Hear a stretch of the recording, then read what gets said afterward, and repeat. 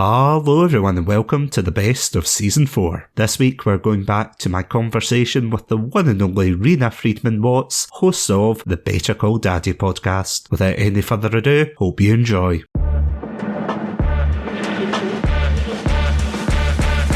Welcome to Satsunami.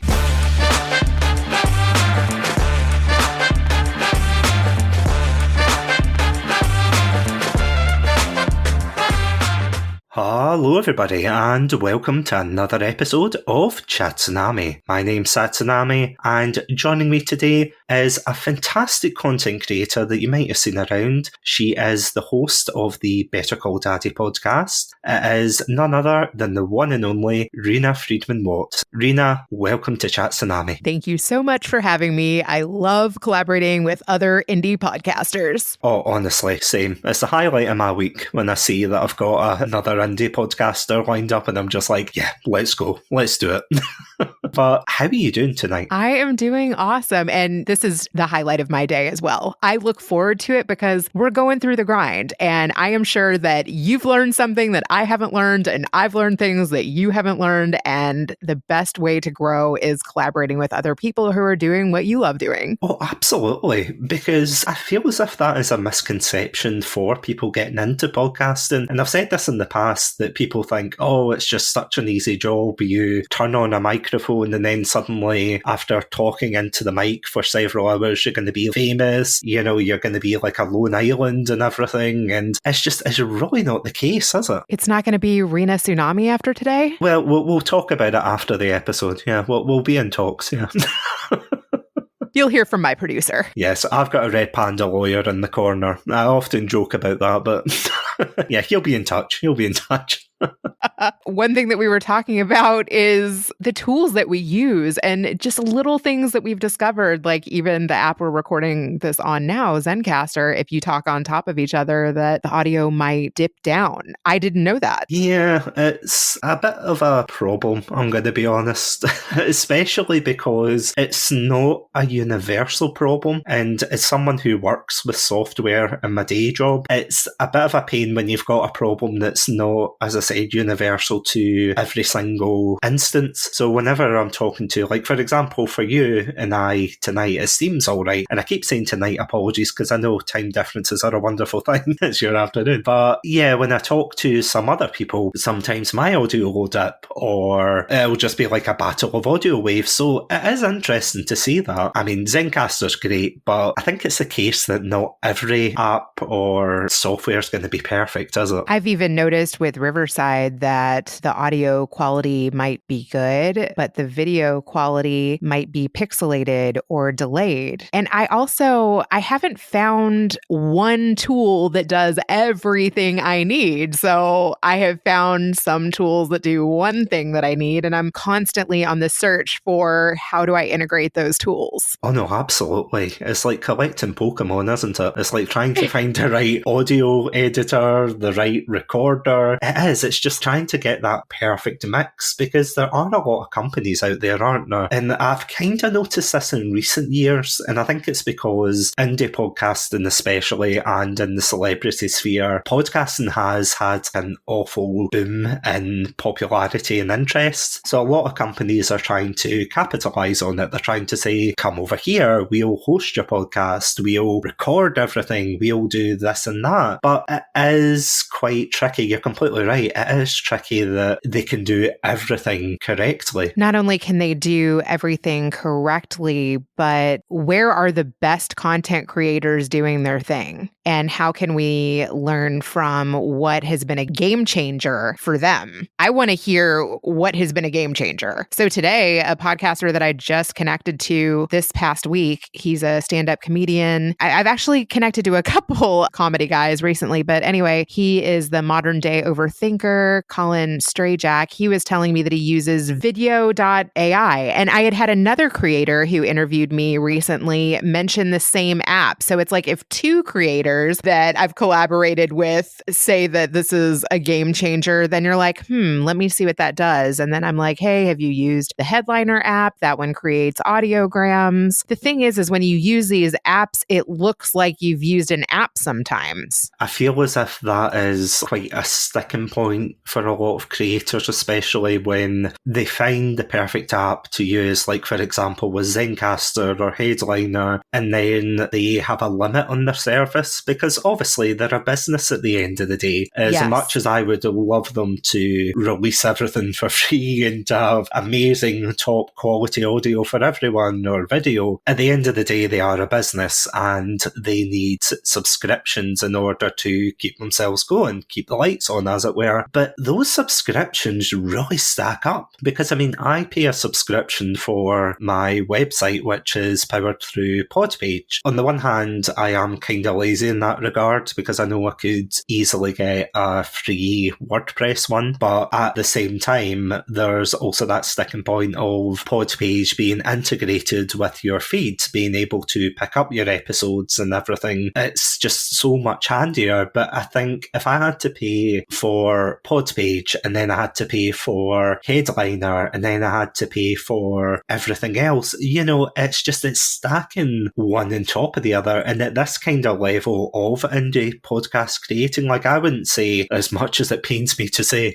I wouldn't say I'm at that level of professional podcaster, as much as I would like to think, and dream about it. But yeah, it's quite an expensive process if you're going for all the top things. Do you think that puts off a lot of new creators that want to get into podcasting, that they think they have to subscribe to all these services? That's a great question. I would say that I think a lot of new podcasters don't think about all of the expenses going into it. And if they did, it might hold them back from actually wanting to pull the trigger. I think that for me, there were so many reasons why I wanted to podcast. One, I had a lot of connections from my TV days that I still wanted to keep in touch with. And like you said, have casual chats with, have casual conversations with, that I thought people might want to be a fly on the wall for. So that was one reason. Two, my dad has always wanted his own show. He's a total character. I felt like we had a special relationship and I wanted to share his wisdom with the world. What's funny about that is that not only have I been sharing my dad's wisdom with the world on our Better Call Daddy podcast, but every time we have on a guest, they're sharing their wisdom with us. And it has, I feel like, given my dad something to look forward to. It's given me special time with my dad, and it's upped our wisdom rating by doing it together. So I think, don't think too much about all of these add-ons. There's ways to do it inexpensively. I had a Yeti mic for definitely the first year. That thing was like $100. Now I've upgraded my computer. I've upgraded my mic. I'm working at a radio station one day a week to expand my reach. I've joined a podcaster network. I'm doing some affiliate sales. These things add on over time. Don't get too caught up in, oh my God, I got to be on YouTube Shorts. I got to have video. I got to have the best graphics. I got to have the best templates. I got to have a professional editor. Those things you can add on one thing at a time gradually. Because I have to say, I think being on all these apps has taught me in particular a very valuable lesson, that although part of what you're putting out there, especially at the beginning as an indie podcaster, part of it is hard work. Your networking, your editing, everything that you put in, your research, half of it is hard work. But the other half sometimes, and I think this is a sticking point for a lot of people, and it was for me for a while, it can be just dumb luck sometimes. And I wouldn't say it's like the majority of it is dumb luck, but I feel as if some of it is, depending on how viral you want the show to get. Because I remember, and I've said this story a million times, so apologies if I'm repeating myself, but there was a video I posted on TikTok, and it was just a meme video. That was it. Nothing to do with the podcast, just a completely off the topic meme about, I think it was Kung Fu Panda or something very silly about that. And that got over 1 million views. Why? I've got no idea. I didn't look at the analytics. I didn't have a memento board up on the wall or anything with with the red strings, being like, okay, if I put this up at this time, then just purely by chance, I got that. And it's got nothing to do with the podcast. Whereas when I put up clips of the podcast, I'm lucky if I break maybe a couple of hundred views, if that. That's the thing as well. And again, I'm not saying for people to give up their dreams and be like, oh, well, if it's down to luck, then what's the point? It's one of those things that sometimes you get lucky and you can get on people's radars. But what are your thoughts on that? I think hard work, dumb luck, and it's an artistic expression. So that's why, even regarding the apps that can create audiograms for you, if you select what was most important to you from the episode and you create a meme out of it, I feel like that's fun for you. That's an artistic expression for you. And that might hit. Like, you might find your people better that way because you're being yourself. What do you think about that? I feel as if, and this isn't limited to podcasting, I have to say, because before I got into podcasting, I did Twitch streaming during the pandemic in 2020. One of the things that I do find is that a lot of people who go into these content creation endeavours, they don't go in it for the right reasons, if that makes sense. They don't go in because they want to put their voice out there. For example, with your podcast, you have such a unique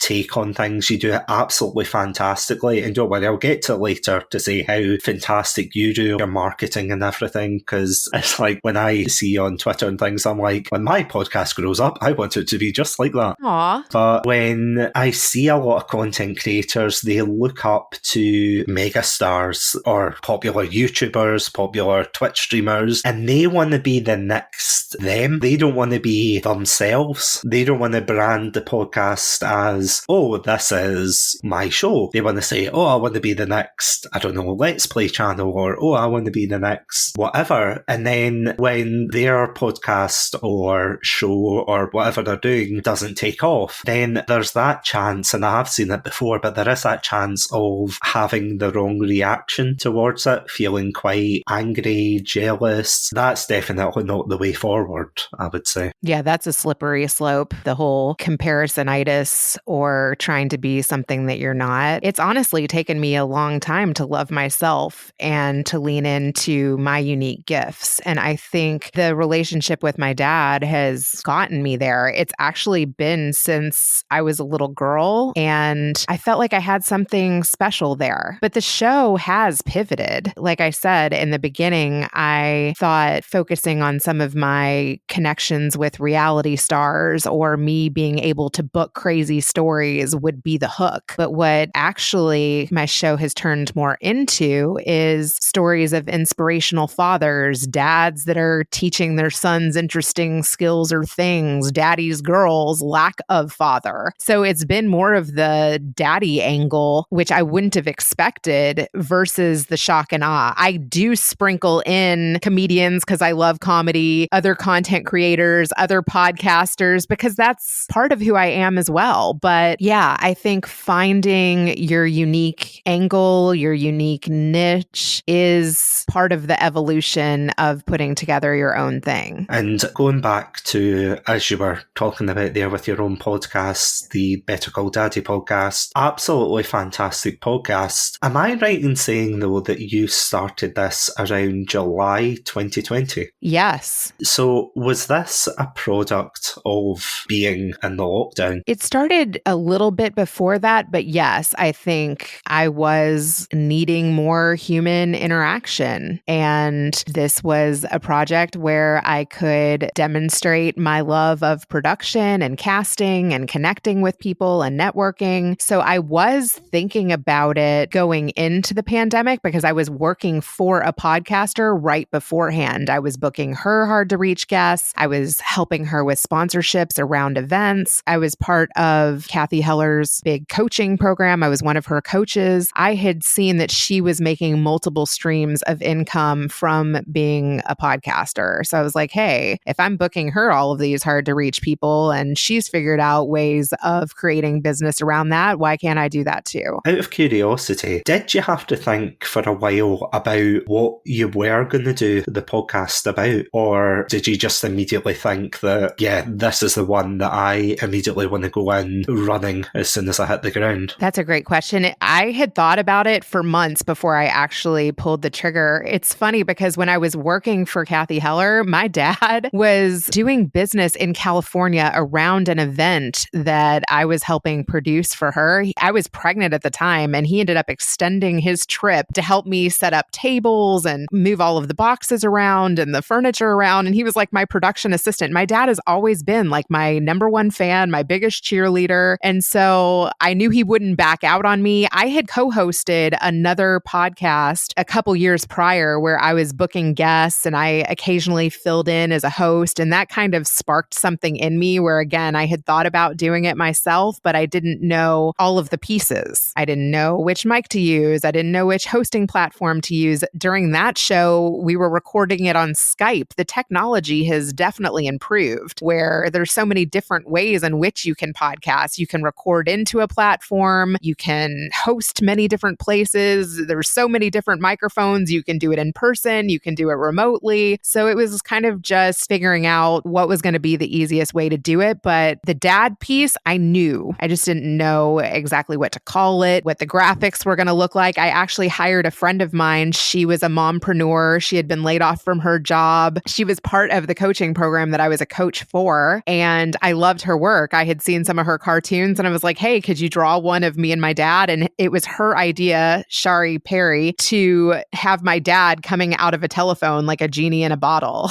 So she came up with that idea. I thought it was really cute. And I've kept that same graphic for all 4 seasons. I loved it. It's personalized. I feel like it captures the theme of my show. People know the idea from just looking at the art. But every season, I've changed different aspects of the intro. I've included my kids in some of the transitions. My daughter says, let's switch it over to grandpa. And then grandpa comes on at the end of every episode and we reflect on the episode. Sometimes the guests have a question for my dad. And I feel like the biggest gift to my guests is my dad's reflection on their story and his intergenerational wisdom. How does he relate to their story? What did he learn from it? What would he add? What does it bring up for him? And he definitely has a different perspective than I do and years of experience and his own experiences that he relates to their story. And my guests love it. And it's my favorite part to give the guest. In the final edit, I tag my dad onto the episode. So they don't get to hear that until I send them the final episode. Honestly, I think it is just such a great way to tackle these topics and these interviews. When I first heard it, I was listening to hear like how you would actually do it. And obviously when I heard your dad giving his point of view as well, it's just such a unique way to do those episodes. And again, it's done just absolutely fantastically because there's a lot of podcasters that, for better or for worse, I don't know if you've seen them about, podcasters that they just want to hear their own voice at times. They want to be the central authority about whatever they're talking about. And when they've got a guest on or whatever, they'll try to say, oh, I believe this, I believe that, what do you believe? And then they kind of just like cut into that. But I do think it is fantastic that you are not only listening to your guests, but also bringing your dad in to have, as you said, that extra generational input. Yeah, I've, to be honest, never so much wanted the spotlight. Actually, putting myself in front of the camera has been a big challenge for me. I prefer being behind the scenes and worked behind the scenes for years. But I felt like now for content generators, you need to be in front of the camera so people know, like, and trust you factor. And so this show has given me a platform where I can inch my way into that. And with the support of my dad, I can be myself best. So I think that if you're starting a podcast, one, guest on other people's shows so you get comfortable in sharing your story and you kind of figure out what other people want to know about you and the questions that people might ask about your life and your story. And two, collaborate with people that see you in the best light, are going to make space for you, and are going to make the conversation easy where it doesn't feel scripted, it doesn't feel tense, and you can share in a vulnerable way. No, I would completely agree with that because I feel as if with one of the, maybe pitfalls is the wrong word, but one of the issues some new podcasters or content creators might have with collaboration is not getting the right fit for who they're collaborating with. I remember when I just started out and I was gaining a relative traction, enough for one or two people to take notice, and they said, hey, we love your show. I can't remember what podcast it was, but without naming any names anyway, this podcast was like, hey, we love your show, we'd love to have you on. And I was like, yeah, sure, let me just double check and see who you guys are. So I looked, and long story short, it was a very quote unquote keeping it real podcast where they didn't care about what they said. It was very politically charged, let's just say. And I was like, no, 100% no, because I don't know how new podcasters would feel about feeling pressured. Like, honestly, don't feel pressured if you're listening to this and you think, oh, should I go, should I not? Definitely go for someone that you feel as if you are going to be comfortable with, because yeah, there can be that pressure to think if you're going to collaborate with absolutely everyone. But it is okay, you know, to step back and be like, oh, I don't know if that person would fit in. Or have you ever seen that before? Or have you ever had someone where they've approached you and said, oh, do you want to come on my show? But they're probably not the right fit. That's a great question. A couple things came up for me there. One, yes, I have gone on someone's podcast and it went a different direction where I needed to reroute the conversation because I didn't really like where it was going. I feel like I was kind of able to save it and not go too much further in the direction I didn't like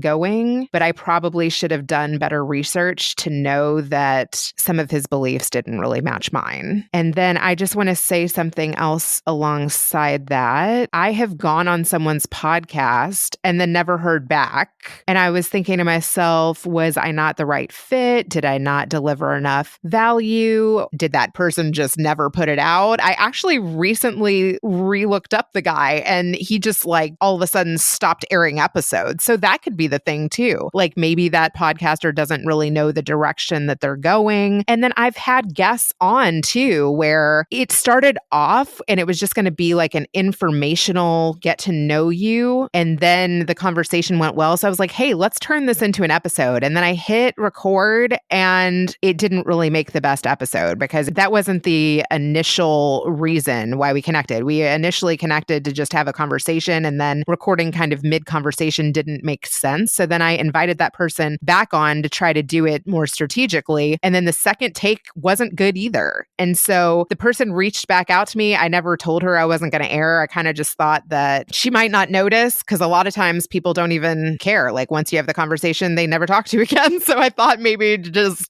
I could sweep it under the rug. I probably should have just told her it didn't work out. And she reached back out to me. She was like, hey, is that ever going to air? And I was like, it didn't work. I'm sorry. You know, but you have to give people the benefit of the doubt, right? Especially if they're hundreds of episodes in. Don't take it personal. Think about how you can add value to the show. I had somebody reach out to me this week and they were like, hey, I love the flow of your podcast. If you ever need somebody from a media agency, I'd love to share your podcast with my audience. I was like, oh, really? Which episode did you listen to of mine that you loved the flow?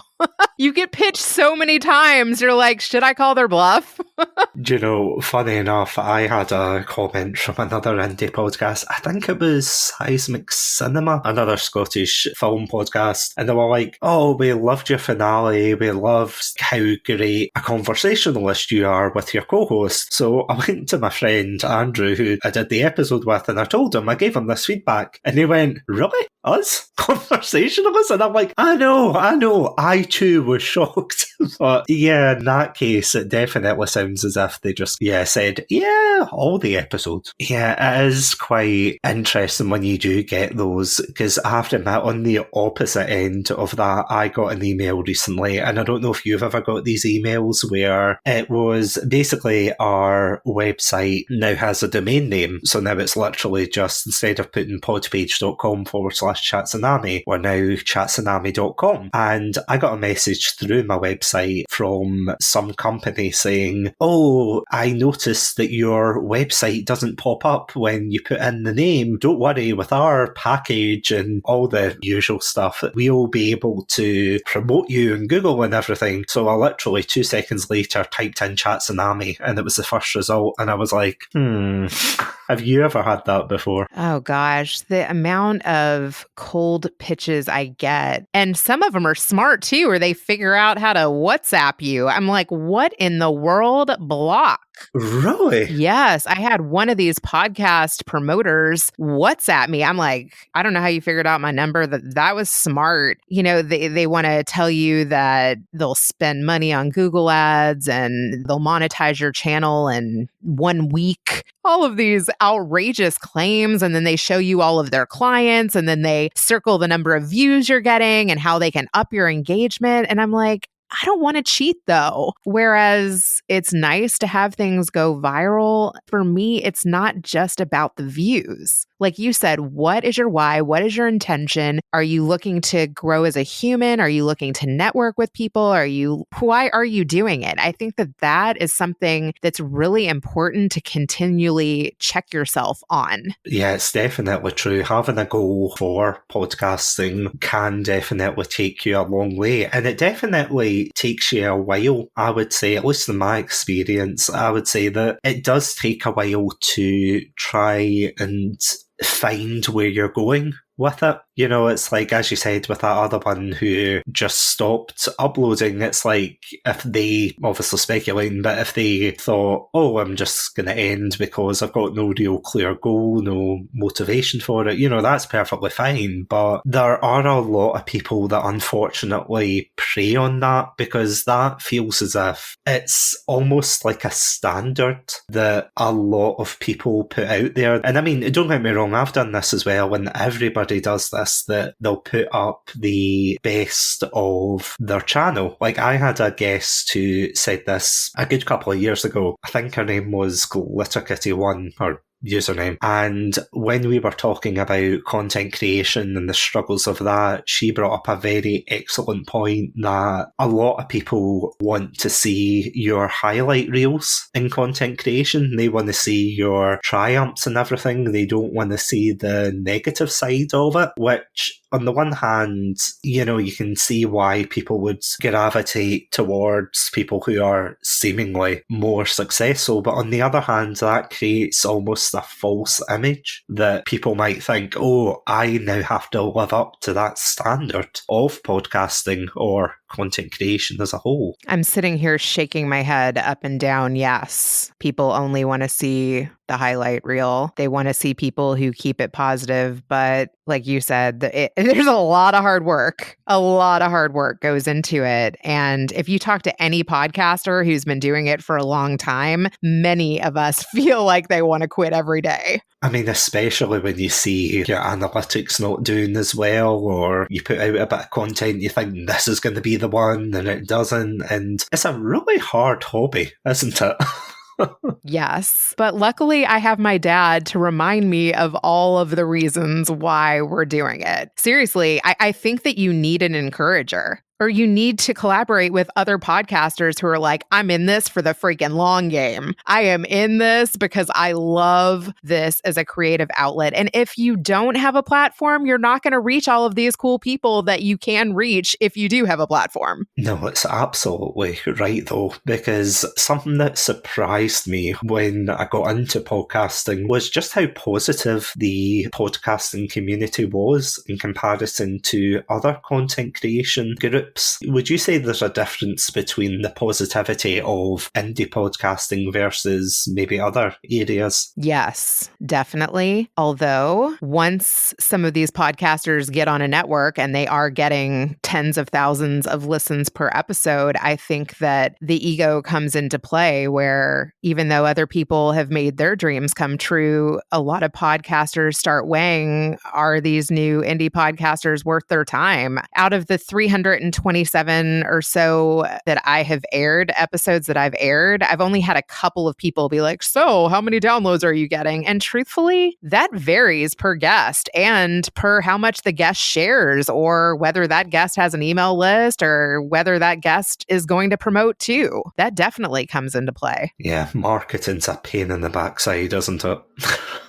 That is one of the biggest pieces of podcasting that I think that indie podcasters don't really want to do. I think it's the biggest pain point. Because especially though with the issues, I suppose is the right term, with other social media sites, like for example Twitter/X, I feel as if after everything that went on with that happened, there, at least for me, I would say, and a couple of other people I've talked to, it seems as if there has been an impact on interactions, and especially for views. Don't get me wrong, I don't really look at views and think, oh, so many people have looked at my tweet, but I feel as if ever since the takeover and everything, it has dropped significantly. And because of that turmoil, you have loads of companies that are coming out the woodwork to promote their quote-unquote alternatives. For example, you have Blue Sky, Mastodon, Threads as well, Instagram, TikTok. It's just, it can be quite difficult to juggle all of them. Oh, yeah. And that's why I think it's important to know where your audience is and where you're getting the most interaction. And if you're not getting the most interaction, then go more all in on the other places. I think it's important to have a profile on each, but if you're not getting engagement, maybe that's not where you should spend the most of your efforts. I'm actually curious to hear what you think about this, because I've got an Instagram page, of course, for the podcast, but I also cross-post to a Facebook group. Like, I literally just post it to Instagram, but automatically post it onto Facebook, but I barely get any interactions on Facebook. I might get one or two, but it's not really where I'm putting my eggs in the basket, as it were. But I feel as if there is that kind of, and I think it was something we were talking about earlier, it's that almost pressure that you need to be visible everywhere. Because something that you brought up earlier that I just want to touch on, when you talked about how you're doing a lot more video episodes as opposed to just being behind the mic, I completely relate to that, because for the longest time, you know, I've been very self-conscious about myself and thinking, should I put myself out there? Should I just keep myself hidden behind the Red Panda avatar? Because at least for me, being behind the mic and being behind the camera means that the Red Panda and Satsunami is almost the symbol of the podcast. Like, when people look at the podcast, they're going to think, oh, it's Satsunami, it's about this, it's about that, but they're not going to necessarily associate it with me, if that makes sense. Like, I don't want to be the glory hog. It sounds contradictory, doesn't it, that I'm saying as the host of a podcast, I don't want to be the focus of my own podcast, but I feel as if with everybody coming on, I want them to almost have that shared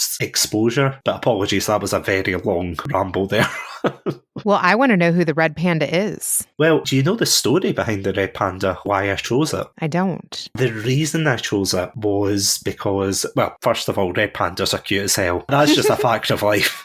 But years and years ago, my girlfriend and I went to Edinburgh Zoo for Valentine's Day, and we went on a date and we saw these lovely red pandas. After that, we ended up getting each other these plushies. So she got me a red panda because I was like, oh, the red pandas are cute. And in return, I got her a wee koala. So I've still got that plushie, and you might have seen it in videos and things that I do on TikTok. And whenever I do a video with a red panda plushie, chances are it's the same one. The reason I chose that is because it is, to me personally, it's a symbol of a really happy time in my life. And I want to spread that. As cheesy as this sounds, apologies, but I want to spread that happiness to other people with the podcast, whether I'm talking about something silly like about gaming or films, or whether my friends and I talk about something a wee bit more serious. I just want people to look at the red panda and feel happy, just like I do whenever I see that red panda. But on the downside, it does mean that whenever there's like a news story about red pandas, or there's like a really funny picture of a red panda, I will always without fail get tagged by someone in the indie podcasting community, and they'll be like, hey Satsu, is this you? Yeah, why not? It's me.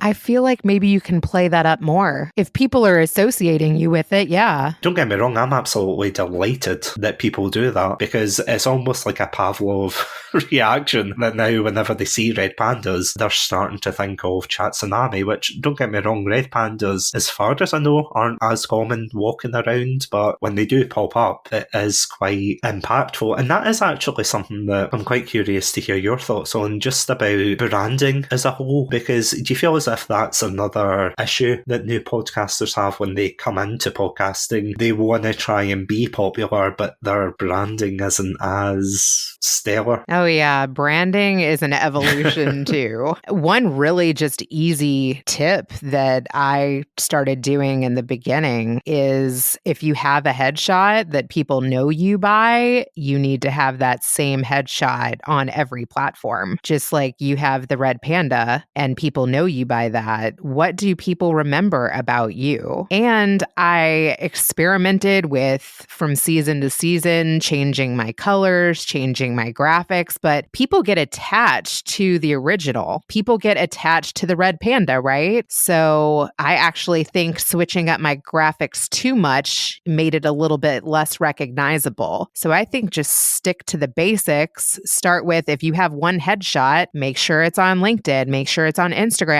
Are all of your names matching on every platform? My Twitter name was Reena. So then I was like, I should make it Reena Friedman Watts, the same as LinkedIn, the same as Instagram, the same on Twitter.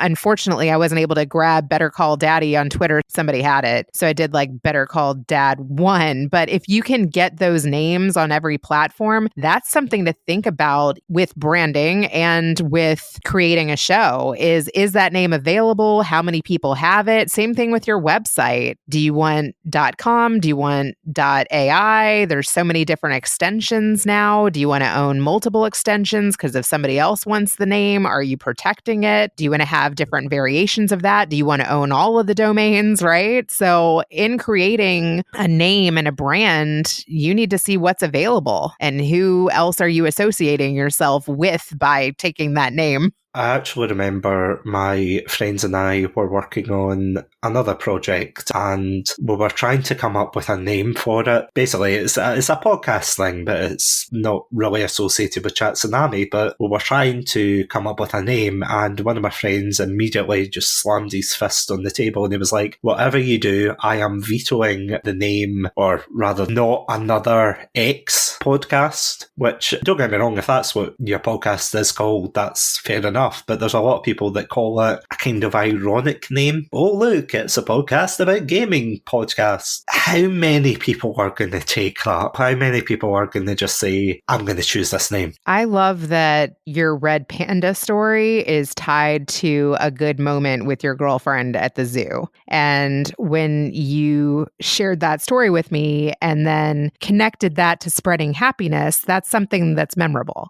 Honestly, I feel as if a lot of, and again, it's not everyone, because as I said, the indie podcast community, as far as I've seen so far, the majority of people have been absolutely fantastic and they have been so supportive. But you do get people that you do look at their promotion style. And again, it's obviously not naming any names, not targeting anyone, but you see some of them and you kind of think, this isn't the way to do it. Like, have you ever had anybody just tag you out of the blue? Yeah, just for a new episode. Not even anything to do with yourself or for your content. Just, yeah, I've got a new episode. Let me tag Reena. There's tagging protocols and not everybody knows them. It's a struggle. Tagging manners. Yes, tagging etiquette, as you said. Yeah, tagging etiquette. It's funny because I feel like there's been different versions of that on LinkedIn. Like years ago, everybody tagged each other. Now it's almost like you have to ask if you like to be tagged. I can honestly just imagine that message being like, dear sir or madam, may I tag you in this post? Kind regards. Hey, try it. That could mix things up. I'm just still thinking about Reena and the red panda. Maybe you could make graphics with your guests with a red panda. I know that's like extra work, but maybe you could create a template like that where you just have like a split screen of if you don't want to show up on the graphic. the guest with the red panda, I think is fun. How can you play that up even more? How can you get more of your audience to associate you with spreading happiness and red panda? Well, funny enough, when I started the podcast, we did the first 50 episodes live on Twitch. And what I used to have was it was like a picture of the red panda. I'll need to show you it sometime. Fantastic image. But it was a picture of the red panda sitting behind a desk, and there would be a big screen right beside him, and there would be a big thing that said today's topic, and then underneath it would just be like a blank screen that I could put people's images in or things like that. For the longest time I did start using that, but then the more and more the podcast went on, I think by the time the 50th episode aired, and that was like the last episode we really did live before we transitioned into recording them off air, as it were, there was that. And for my podcast art, I've got two absolutely fantastic artists that do them. One of them is a guy called Arroz Carlo from the Philippines, a fantastic guy, but he does like a lot of the chibi artwork for it. And honestly, he must be sick of me. Like every time I have a themed month, I don't know if you've seen the artwork for the theme months, but every time there's a theme month, I always try and shake up the artwork. I always say, right, it has to be the red panda and whoever I'm on with to make it more theme appropriate and everything. And I just keep thinking he must just be looking at his DMs and seeing me pop up and think, oh Jesus, not this guy again. The only other thing that I did think, and I haven't had a chance to use it yet, was I thought, how do I get one avatar to kind of fit all? And I had this idea of an avatar where it was just like this kind of robot with a kind of TV head. And then I thought in that way I could have the name of the person in the box. So, for example, like for tonight, we're recording this both in Scotland and America. You know, it's as if you're beaming in or like a guest is beaming in to talk. But I do agree. It's definitely something I do need to capitalise on a lot more. And it is hard, especially when you're collabing with people, isn't it? That you have to not only get the artwork right for yourself and for the show, but you also have to make sure that you're not doing a disservice to the person that have come on your show. Yeah. I feel like my branding is so personalized. Like I've had all of my kids turned into cartoon characters as well. So one of my graphics is like my mom, my dad, and then me, my husband, and all four kids. And all of those cartoons go around the guest's headshot. So that's very personalized to me and my family. And I feel like by putting the guest with my family around them, it's almost like inviting them into my family in some kind of way. I do absolutely love how personal that is. And I do think that's fantastic. But I'm just laughing because in comparison, I'm looking at my own podcast art, and my friend Adam and I, we pretty much did the first 50 odd episodes, or yeah, there was a couple that he was out for, but I was asking him, oh, what avatar would you like? Because if he was going to be part of the show, I thought, you know, I want more of a face on there, and I knew he wouldn't want his face. So he ended up saying he wanted to be a sandwich. I don't know if you've seen the artwork for his avatar. I love the idea. That's creative. I think I heard you talk about it before, the sandwich. Long story short, it was out of a game called Deadly Premonition, where some of the characters go into this diner and they have this horrible looking sandwich, and one of them says the sandwich is so bad he calls it the sinner sandwich because it's punishing yourself by eating the sandwich. And because we got really close over playing that game, he was like, I want to be a sinner sandwich. So I was like, right, okay, you're a sinner sandwich. My other friend wanted to be a chibi version of himself, like a kind of cutesy, cartoony version. So I was like, right, okay, you're that. I got another friend on for more of the gaming side, but he was very indecisive, so I made him into a panini. Well, I didn't make him into a panini, but that was kind of related to the sandwich. So it's honestly this cartoony, over the top, like lightheartedness, I think is what I would try to get at, because I know for your podcast especially, and I mean, after, is it over 300 episodes that you've done? Yes. That is absolutely fantastic, by the way. I meant to bring it up earlier, but I was looking at the list and I was like, wonder how many you've done, and I saw it was like over 300. I was like, my God, I've got about half of that. You should give yourself credit because that's not easy either. It's an uphill struggle, isn't it? Getting an episode out there. I was thinking about what kind of sandwich would I want to be, and it's funny because my husband loves to play this game with our kids where when they're little, he turns them into hot dogs. And so he takes the kid and he puts them between two pillows, which are the buns, and then he puts relish and salt and pepper, and he puts ketchup and mustard, and then he mixes it all up all over the kid, and then he picks them up in the two pillows and eats them like a hot dog. So I guess if I were to be a sandwich, I would want to be like Reena Hot Dog. You know what? I can't argue with that. That's a good choice. I've never actually thought about that question for myself, nor has it ever come up when, they see Adam's avatar and they go, all right, he's a sandwich with a face, and they just never ask any questions. But I don't know. I mean, I'm British, so it'd probably be like a boring sandwich, like a sandwich from the local bakery or something like that. Probably not a baguette. I'm not that fancy yet. Going back to something you were saying earlier, maybe when I get 10,000 plays an episode or something, then I'll just slowly transition into baguette. But as a kind of closing point though, as I said before, you have done the Better Call Daddy podcast. You have been absolutely fantastic at branding yourself on Twitter and everywhere else. And am I right in saying as well, you also run a thing called Megawatts Productions? Yes, Megawatts Productions. I help other podcasts come to life. So if you want to start a podcast, I can help you do that. And I really enjoy the entire process, from picking out the music to helping with branding to coming up with the guests to being on the recording to packaging the audio ready for broadcast. When I was doing my research for this episode, I was like flicking through the website and I just thought, it is just absolutely fantastic what you do, both as a content creator and as someone who supports other podcasters, because you do a lot of supporting, I have to say. And I don't mean that in a bad way, by the way, sorry. Just, you really do support a lot of podcasts out there. Thank you. Yeah, it's amazing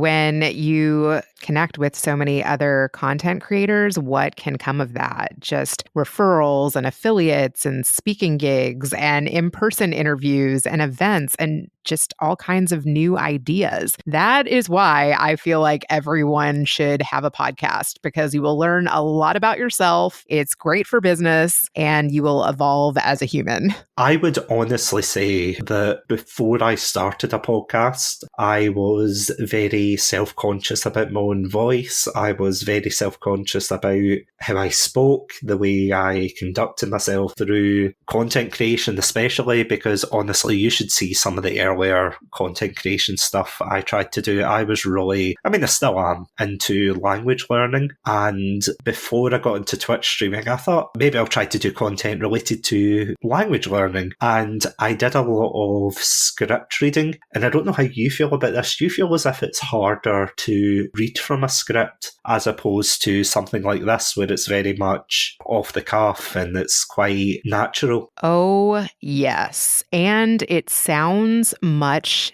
different. Can you tell the difference in someone reading a script versus shooting from the hip? Oh, 100%. It is like night and day. Some people, don't get me wrong, some people are just that talented. Like, they were born with the voice of an angel being like, I have the power to hide the fact I'm reading from a script. But there's some people, myself included, because if you listen to my solo episodes especially, you'll hear that maybe I'm a bit more stilted in the way I say things. I am getting better, but there's definitely that difference between when I do a solo episode where I actually have to effort into concentrating in what I have to say as opposed to bouncing off somebody else. It's definitely like, can you tell when you hear people? Yes, because one of my clients is a completely scripted show. And so even though I help script it, I usually say to the guest, I know you know the questions, I know you know the answers. Please try not to look at the script because I want it to sound conversational. Because, especially for people starting out, it can be nerve-wracking when you want to put out something that's polished and clean and everything. And I do think that is something that people underestimate. It's people don't really realise that it takes a while to get to that level of feeling comfortable. Yeah, that's why I suggest guesting on other people's podcasts before starting your own. I think that's the best order. Get comfortable having conversations, knowing your own story, and than just the medium of communicating in this way. But before we wrap up, what advice would you give new podcasters out there? Because as I said, you are, and again, I'm not just saying this because you're on, and I always say this to other people, like I'm not just saying nice things because you're on as a guest, but as an accomplished content creator like yourself, the fact that you've done a great job in marketing and supporting other people, and especially with your own podcast, what is the one key advice that you would give new podcasters coming into the medium? I would say invest in yourself, because if you just want to have the conversations, that piece is hard enough to get good at. So I would say hire somebody to do the things that you don't like doing. If you don't like marketing, if you don't like doing the social media, if you don't like editing, those pieces will hold you up. So find a VA, find an editor, find somebody that can help you with the pieces you don't like doing. And then you can focus on what you do like doing. I had to do that in my own business, but by investing in myself, I got the return. You know what? I couldn't have said it better myself.